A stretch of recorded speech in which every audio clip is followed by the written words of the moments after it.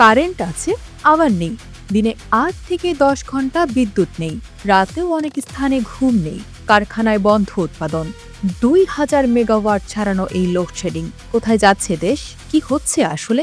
এমন প্রশ্নই ঘুরছে সবার মুখে মুখে। হ্যাঁ, তীব্র গরমের মধ্যে দেশজুড়ে লোডশেডিং এখন নতুন বাস্তবতা। সর্বশেষ তথ্য অনুযায়ী চাহিদা ছিল প্রায় ১৫,২০০ মেগাওয়াট, কিন্তু উৎপাদন হয়েছে মাত্র ১৩,১৯৮ মেগাওয়াট, অর্থাৎ ঘাটতি ২,০০০ মেগাওয়াটেরও বেশি। এই ঘাটতির প্রভাব পড়ছে দেশের প্রায় প্রতিটি জেলায়। গাজীপুরে লোডশেডিং প্রায় ২৮%, সাভারে প্রায় ৪৫%, সিলেটে প্রায় ৪০%, আর গ্রামাঞ্চলে দিনে ৮ থেকে ১০ ঘন্টা বিদ্যুৎ নেই। এই গরমে বিদ্যুৎ না থাকায় মানুষের জীবন হয়ে উঠছে অসহনীয়। একদিকে ফ্যান বন্ধ, আর তার উপর মশার উপদ্রব, আর তাই রাতে ঘুম নেই। শিক্ষার্থীদের পড়াশোনা ব্যাহত হচ্ছে, পরিবারের দৈনন্দিন জীবন থমকে যাচ্ছে।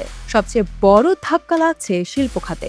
গাজীপুর, সাভার, বগুড়া সহ নানা এলাকায় কারখানাগুলোতে উৎপাদন কমে যাচ্ছে। কোনো কোনো ক্ষেত্রে ১৫% পর্যন্ত উৎপাদন কমেছে। ট্যানারি শিল্পে চামড়া সংরক্ষণের সমস্যা হচ্ছে। রেস্তোরাঁ ব্যবসায় গ্রাহক হারাচ্ছে ব্যবসায়ীরা। পর্যটন খাতেও ক্ষতির মুখে হোটেলগুলো।